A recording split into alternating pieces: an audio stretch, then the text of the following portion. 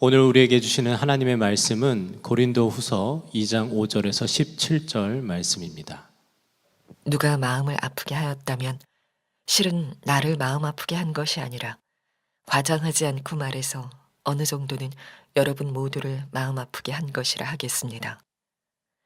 여러분 대다수는 그러한 사람에게 이미 충분한 벌을 내렸습니다.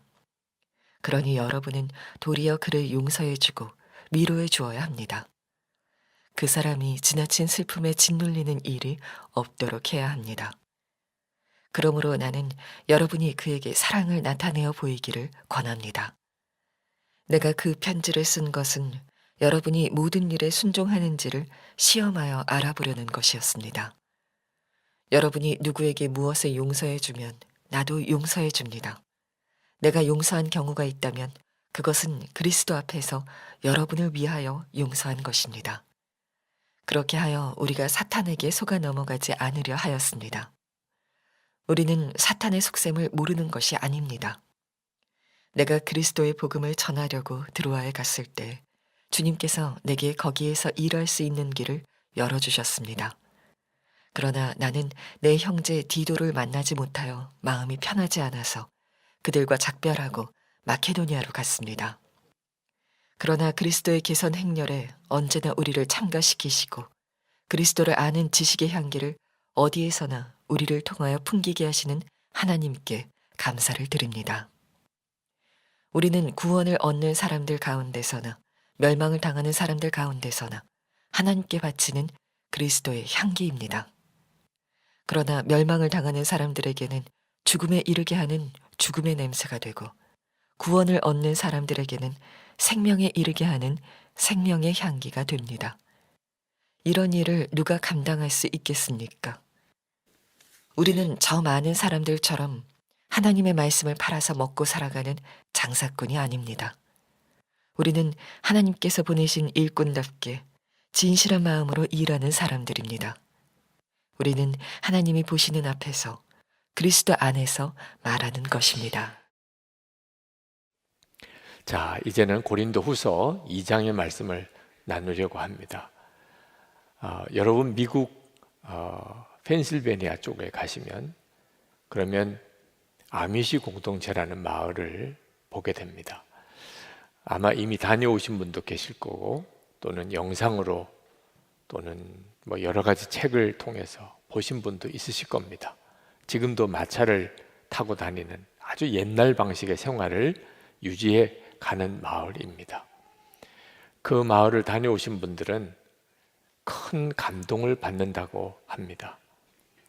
그들이 옛날 방식으로 살아가는 것이 참 독특하기도 하지만 이 세상에서는 잘 찾아보기 어려운 고요함, 편안함, 평화, 그것을 거기서 경험해서 수백만 명이 해마다 그 아미시 마을을 찾아가 봅니다.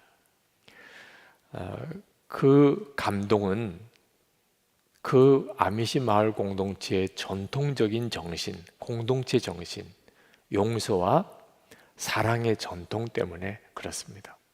그 아미시 마을은 500년 동안의 역사를 통하여 오직 한 가지를 지켜오려고 공동체를 만든 겁니다. 예수님께서 오른뺨을 맞으면 왼뺨도 돌려대라. 주님이 말씀하셨으니까 그대로 살아야지. 누가복음 23장 34절에 예수님께서 십자가에 달리셔서 당신을 십자가에 못 박아 죽이는 이들을 용서하고 위하여 기도하셨습니다. 아버지, 저들을 사하여 주옵소서. 자기들이 하는 것을 알지 못함이니이다. 예수님이 그렇게 하셨다면 우리도 그렇게 해야지. 용서하고 또 용서하고 또 용서하고 살기 위하여 공동체를 만든 거예요. 그들은 믿기를 우리가 그렇게 용서해야 하나님이 우리를 용서하신다고 그랬잖아요.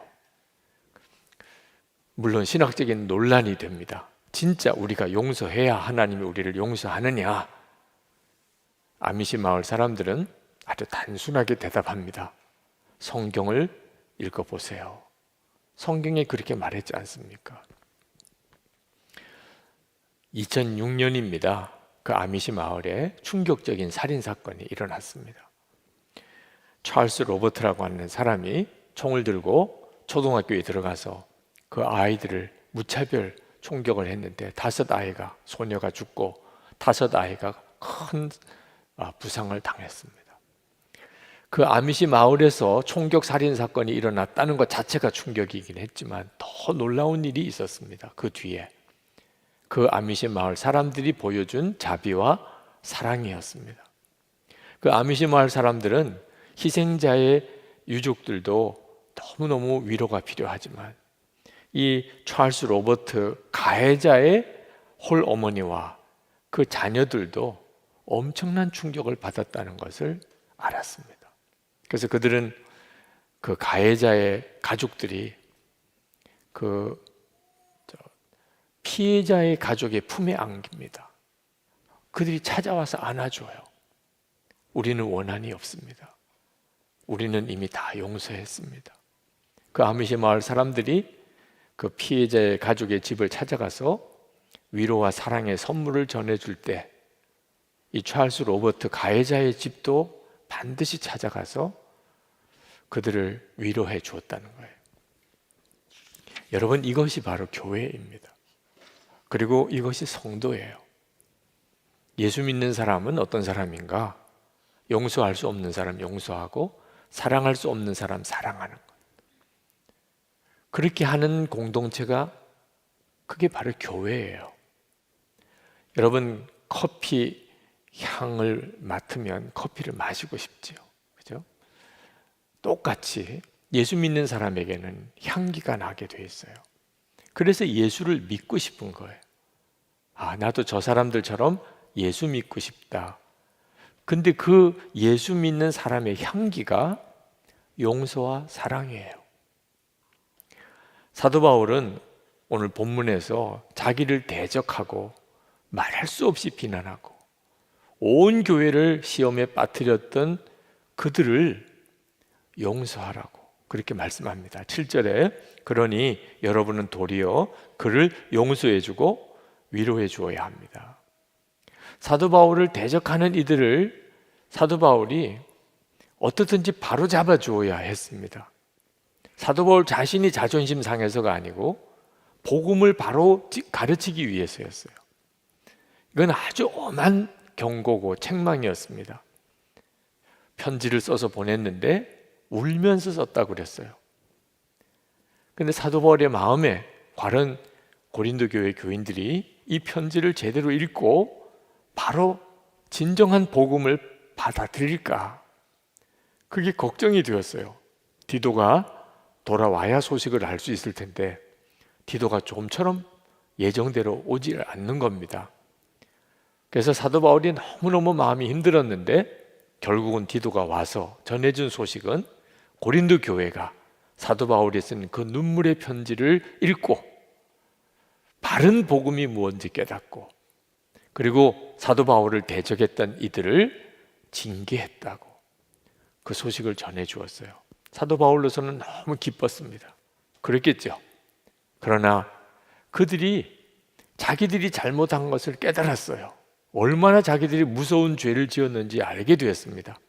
그래서 그들이 너무 좌절에 빠진 거죠. 그래서 이제는 그들을 용서하라, 사랑하라는 편지를 이번에 쓰게 된 겁니다. 7절 하반절에 그 사람이 지나친 슬픔에 짓눌리는 일이 없도록 해야 합니다. 그러므로 나는 여러분이 그에게 사랑을 나타내어 보이기를 권합니다. 이것이 교회라는 겁니다. 성도면 마땅히 그렇게 해야 된다는 겁니다.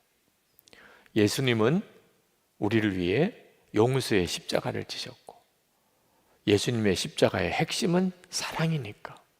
그러니까 우리가 그렇게 구원받았는데 우리도 용서하고 사랑해야 되는 거죠. 사도 바울은 이것이 우리가 사탄에게 속아 넘어가지 않는 길이라고 했어요. 11절에 우리가 사탄에게 속아 넘어가지 않으려 하였습니다. 우리는 사탄의 속셈을 모르는 것이 아닙니다. 여러분, 왜 용서하고 사랑해야 되나? 사탄에게 속지 않기 위해서 그런 겁니다. 사탄의 속셈은 있어요. 사람에게 어떻게 해서든지 죄를 짓게 만들어요. 여러분이 괜히 죄 짓게 되는 게 아닙니다. 사탄이 어떻든지 죄를 짓게 만들어요. 그 다음에는 무서운 죄책감에 여러분을 꽁꽁 묶어요. 나 죄 지었어. 하나님도 다 아실 거야. 하나님이 나를 기뻐하지 않으실 거야. 무서운 정죄감에 빠뜨립니다. 가룟 유다가 그랬죠. 그리고 영혼을 완전히 파멸시키는, 이게 사탄이 하는 일이에요. 사탄의 목적은 영혼의 파멸에 있어요. 우리는 사탄과 싸우는 거지 사람과 싸우는 게 아니라는 겁니다. 사도 바울이 그 사실을 고린도 교회 교인들이 반드시 알아야 한다는 거예요. 그 사도 바울을 대적했던 그 사람의 영혼도 구원해야 된다는 거예요. 그러려면 이제는 용서하고 사랑하라는 거예요. 절대로 마귀에게 속지 마라. 마귀가 하는 것에 반대로 가야 된다는 거예요. 그 반대가 용서와 사랑이라는 거예요. 사도 바울은 우리가 그리스도의 개선 행렬에 참여한 자라고 했습니다. 14절에 그러나 그리스도의 개선 행렬에 언제나 우리를 참가시키시고, 예수 믿는 사람은 예수님의 개선 행렬에 참가해 있는 사람입니다. 이 개선 행렬이라고 하는 것은 요즘 우리로서는 그렇게 특별한 의미로 와닿지 않습니다. 월드컵에서 우승을 했거나 그러면, 또는 무슨 세계 챔피언이 나왔거나 그러면 카 퍼레이드를 할까요? 요즘에는 그렇게 보이죠. 그때 당시로서는 대단한 일이었어요. 전쟁을 나간 장군이 승리했습니다. 그러면 이제 로마로 들어와요. 그때 개선 장군이 앞에 서고, 그 뒤에는 병사들이 서고, 그 뒤에는 전리품 그리고 포로로 잡아온 노예들 쭉 끌려 들어옵니다. 대단한 장면이죠. 그때 당시로서는 가장 볼만한 볼거리예요. 온 로마 시민들이 다 광장에 나와서 환호성을 지르는 그 장면이 그때 당시로서는 최고의 장면이에요. 근데 사도 바울은 마치 예수님이 이런 개선 장군처럼 나가실 때 자기도 그 반열에 서 있다는 거예요. 자기는 예수님을 핍박하던 자, 교회를 핍박하고 예수 믿는 사람들을 잡아 죽이던 자였는데 주님이 나를 만나 주시고, 그리고 나를 사도로 삼으시고, 그리고 이 예수님의 개선 행렬에 참여하도록 만들어 주셨다. 이제 그 고백을 해요.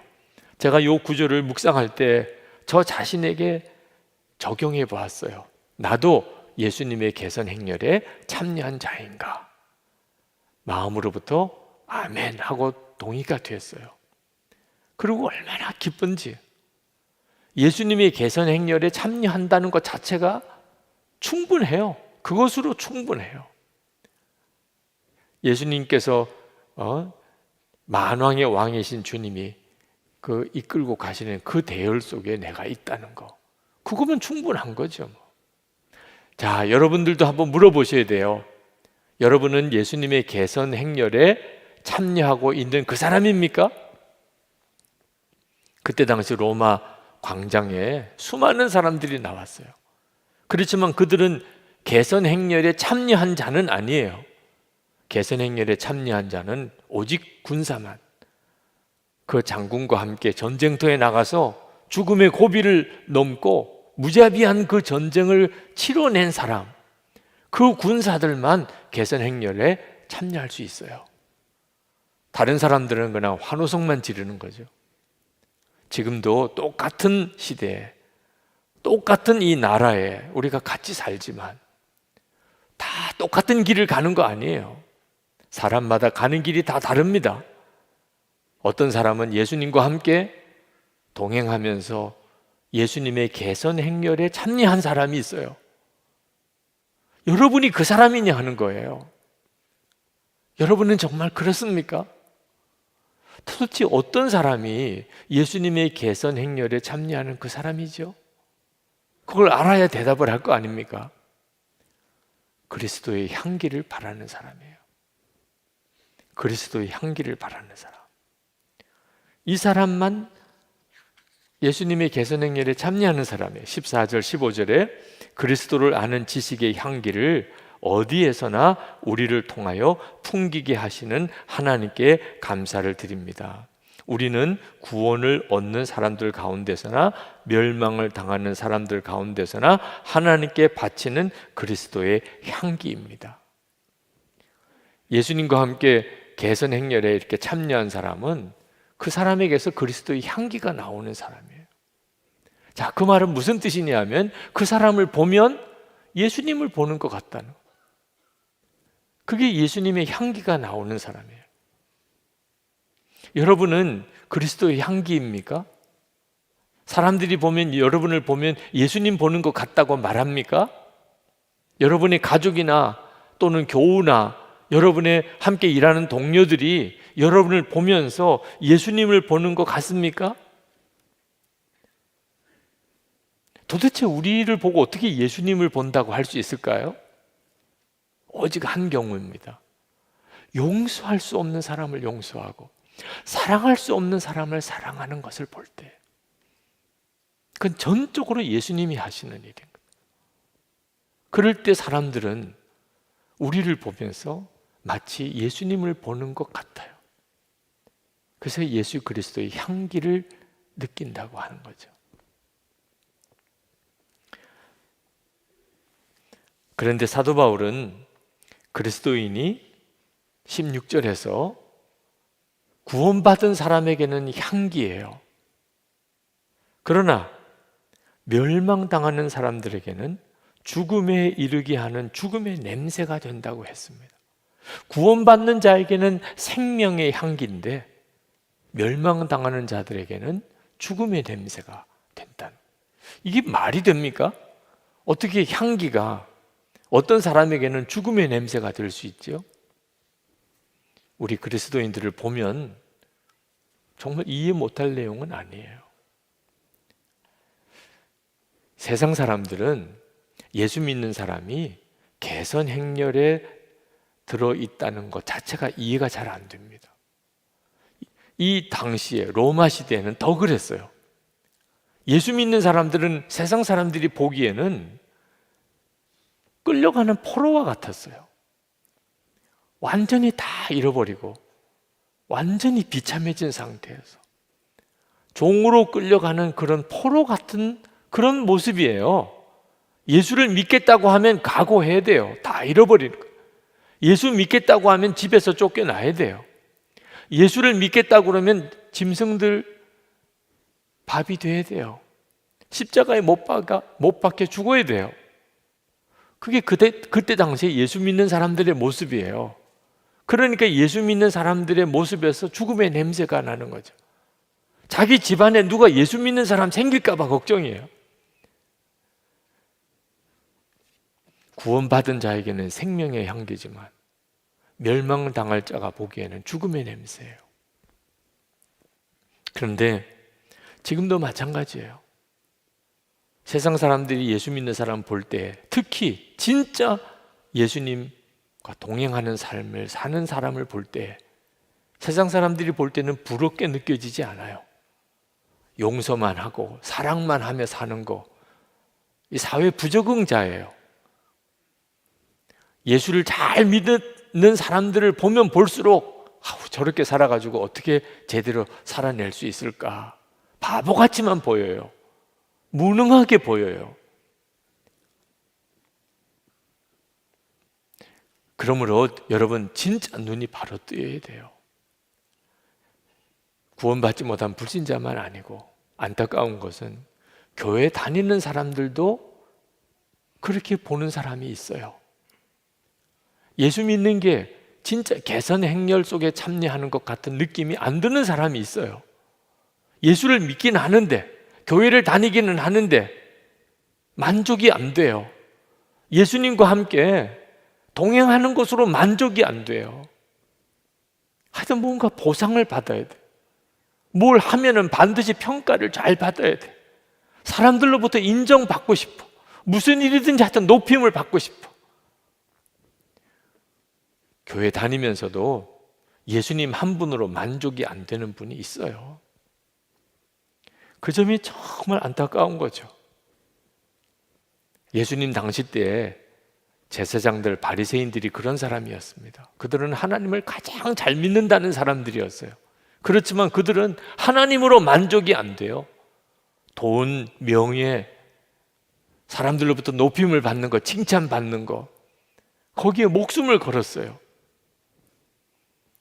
사도 바울을 대적했던 사람들, 고린도 교회에 몰래 들어와서 그 고린도 교회를 분열시키고 했던 사람들, 그런 사람들이 전형적인 바로 예수님으로 만족이 안 되는 사람, 높임 받아야 되고 사도 바울도 경쟁자로 느끼는 거예요. 그렇게 교회 안에 말할 수 없는 분열이 일어나고 다툼이 일어나는. 사도 바울은 자신은 그와 같은 사람이 아니라고 말하고 있어요. 17절에 우리는 저 많은 사람들처럼 하나님의 말씀을 팔아서 먹고 살아가는 장사꾼이 아닙니다. 우리는 하나님께서 보내신 일꾼답게 진실한 마음으로 일하는 사람들입니다. 우리는 하나님이 보시는 앞에서 그리스도 안에서 말하는 것입니다. 하나님의 말씀을 팔아 먹고 살아가는 장사꾼이라는 구절이 너무 마음이 아파요. 그런 사람이 많대요. 그 많은, 저 많은 사람들처럼이라고 말을 했어요. 그때 당시도, 사도 바울이 있는 그때 당시도 하나님의 말씀을 팔아먹고 살아가는 장사꾼 같은 이들이 있었다. 지금도 그렇습니다. 지금도 하나님의 말씀을 팔아먹고 사는 장사꾼 같은 이들이 있어요. 그러므로 여러분들이 아무나 따라가서는 안 됩니다. 목회자들만 그런 거 아니에요. 우리 교우들도 스스로 점검해 봐야 돼요. 나는 예수님 한 분이면 정말 족한가? 모든 명예, 칭찬, 자리 다 다른 사람에게 양보하고 나는 예수님 한 분이면 충분하니까, 주님과 함께 그 개선 행렬에 서 있다는 것 자체로서 나는 만족스러우니까, 그러니까 난 다른 건 더 필요 없어요. 그러면 교회는 정말 천국 같은 교회가 돼요. 그런 사람들끼리 모인 교회가 되면. 그런데 왜 그렇게 신경 쓰는 게 많고, 왜 그렇게 서로 경쟁하고, 왜 그렇게 다 높임 받으려고 그러고, 왜 그렇게 대우받으려고 그러고, 왜 그렇게 다 인정받으려고 그러고, 그러니까 교회가 계속 불편한 거예요. 저는 한때 세상에서 성공해야 하나님께서 영광 받으시는 줄 알았어요. 제 인생의 반 이상 세월 동안 정말 그렇게들 믿고 살았어요. 합격해야 하나님께 영광 돌리는, 취직해야 하나님께 영광 돌리는, 승진해야 하나님께 영광 돌리는, 성공해야, 돈 꽤 벌어야 하나님께 영광 돌리는 건 줄 알았어요. 목사가 되고 나면 교회가 성장해야 하나님께 영광 돌리는 건 줄 알았어요. 큰 예배당 지어야 하나님이 기뻐하시는 건 줄 알았다니까요. 실제로 교회에서 아주 이 세상에 시장이나 대통령 같은 사람이 나와야 하나님께 영광 돌리는 줄 알았다니까요. 아니었어요. 한국 교회는요, 그런 것들을 다 가져보았어요. 그런데 어째 하나님의 이름은 더 땅에 떨어지는 것처럼 이렇게 느껴지나요? 세상의 성공으로 하나님이 영광 받으시는 것만 아니에요. 착각하면 안 돼요. 하나님의 영광은 용서와 사랑에서 나오는 거예요. 세상 사람이 교회를 보면서 와, 교회구나, 아미시 공동체 마을에 가서 느꼈던 그 뭐라고 설명할 수 없는 감동, 그 향기, 그건 그대로 교회가 가지고 있어야 되는 거예요. 거기서만 느껴지는 거, 용서할 수 없는 사람 용서하고 사랑할 수 없는 사람을 사랑하는 것, 그것이 진짜예요. 여러분, 예수님 우리 안에 거하시니까 당연히 우리에게서 예수님의 향기가 나와야 돼요. 그렇지만 실제로는 그렇지가 못할 때가 많습니다. 부부 사이에 여러분 예수님의 향기가 느껴지나요? 부모 자녀 사이에 분명히 예수님을 믿고 있는데 예수님의 향기가 느껴지나요?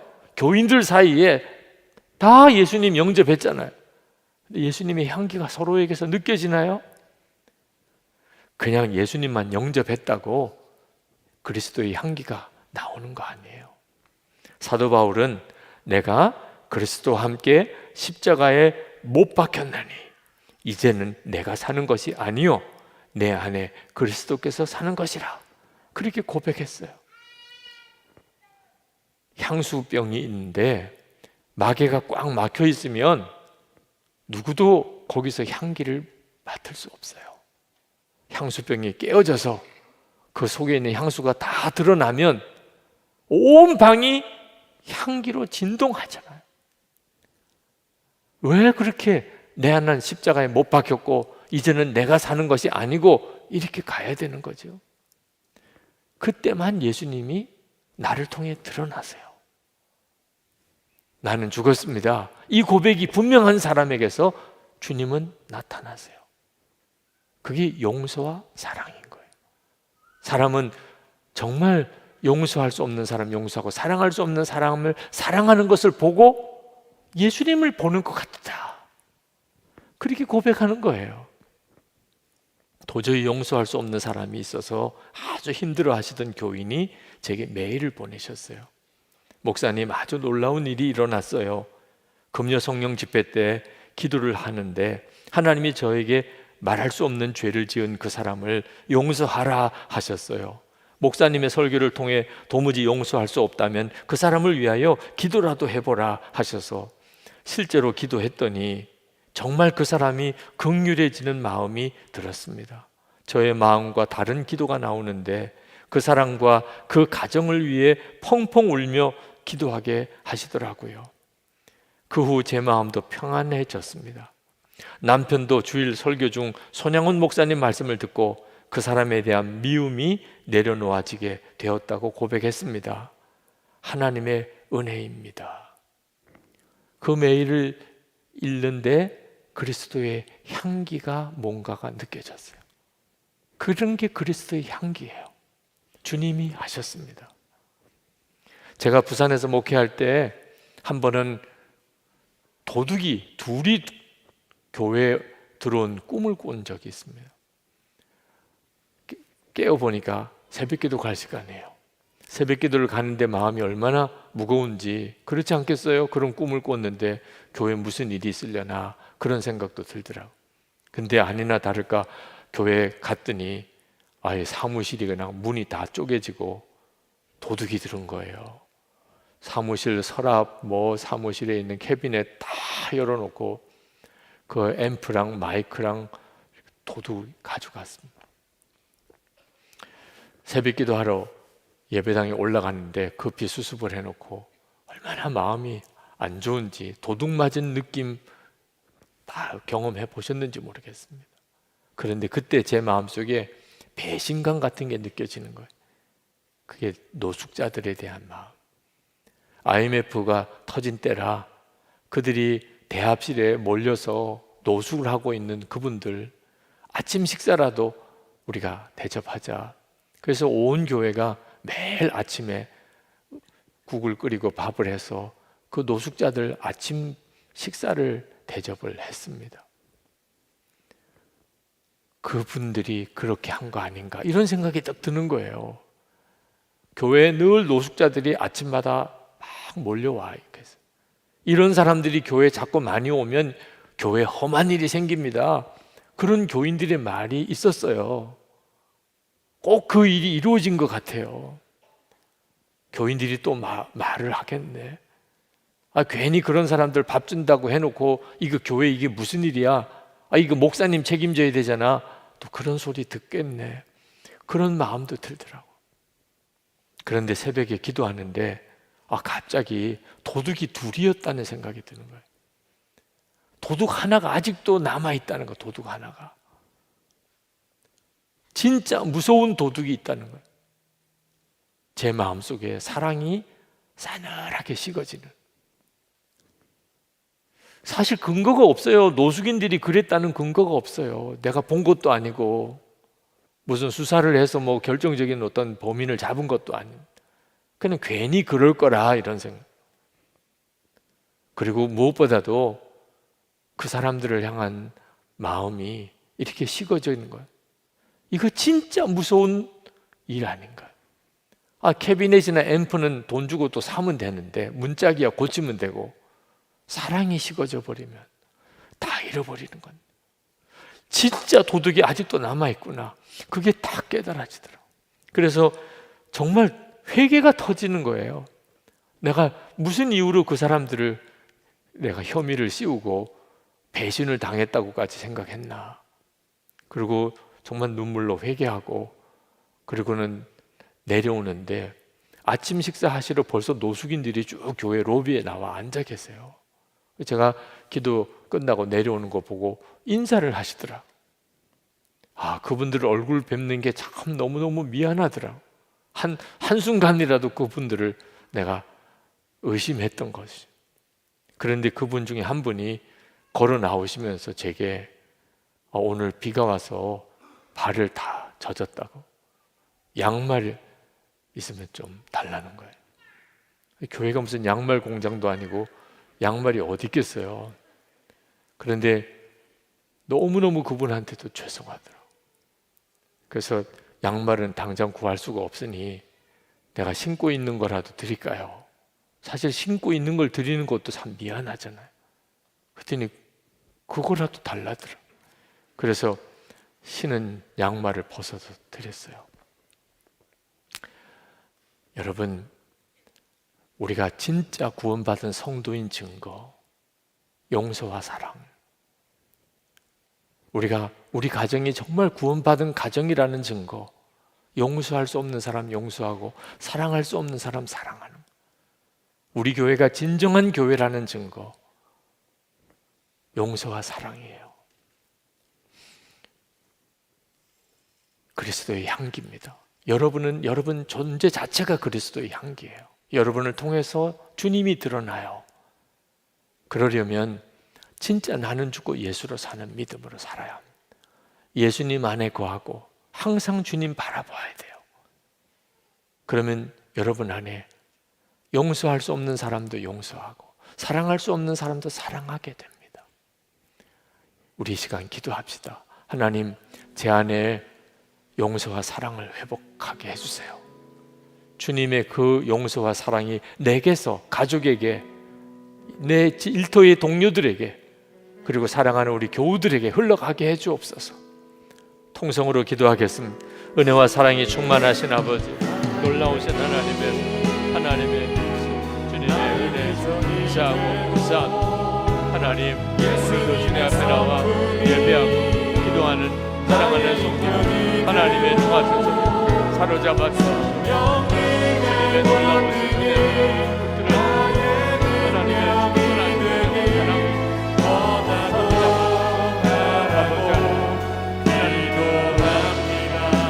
하나님 놀라운 하나님의 구원을 함께하셔서 나의 예수님의 성품이 나는 정말 예수로 사는 하나님의 사고 주님과 동행하는 삶, 주님께서 내게는 함께하는 가짜는 나의 능력이 감사하고 용서하고 사랑하는 삶을 되게 하여 주시옵소서. 감사합니다. 아버지 하나님, 별의별 일들이 많고 흉흉한 소식들도 있고 우리의 삶이 만만치가 않지만 하나님, 오늘 하루도 주님과 동행하며 주님의 그 개선 행렬 속에 들어가 있음을 감사합니다. 우리를 통해 주님의 용서와 사랑이 주변 사람들에게 다 흘러가게 하셔서 우리가 그리스도의 향기가 되게 하소서. 가족들에게, 친척들에게, 하나님 사랑하는 교우들에게, 일 안에 일터에서, 하나님 지나가는 길가에서라도 주님, 우리를 통해서 주님이 드러나기 원합니다. 용서하고 또 용서하고 사랑하고 또 사랑하며 살기 원합니다. 하나님, 오늘도 하나님께 예배하고 주님을 향한 뜨거운 사랑으로 11조와 건축원금, 감사원금, 선경과 구제원금을 구별해 드립니다. 성도들의 그 간절한 마음, 주님을 향한 고백을 받으소서.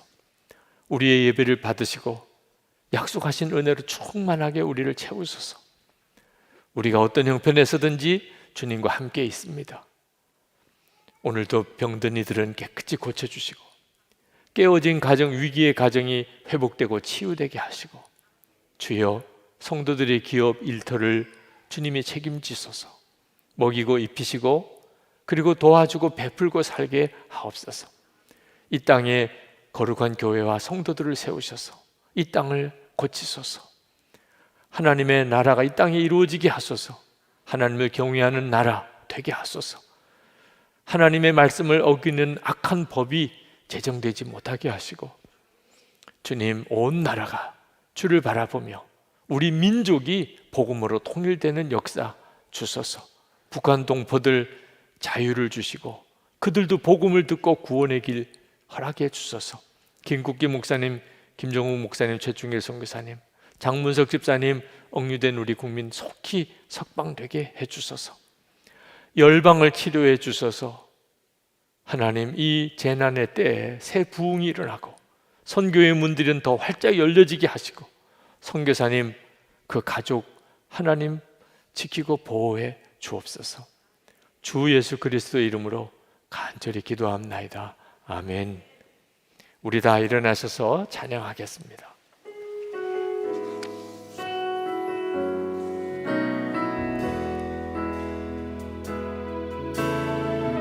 세상을 살아가는 동안에 나의 힘을 의지할 수 없으니 기도하고 낙심하지 말 것을 주께서 참 소망이 되시리라. 하나님의 꿈이 나의 비전이 되고 예수님의 성품이 나의 인격이 되고 성령님의 권능이 나의 능력이 되길 원하고 바라고 기도합니다. 하나님의 꿈이 나의 비전이 되고 예수님의 성품이 나의 인격이 되고 성령님의 권능이 나의 능력이 되길 원하고 바라고 기도합니다. 주 예수님의 은혜와 하나님 아버지의 사랑하심과 보혜사 성령의 교통하심이 이 본당과 부속실에서 예배하는 모든 성도들, 그리고 온라인 생방송으로 예배하는 모든 이들 가운데 충만하시기를 축원하옵나이다. 아멘.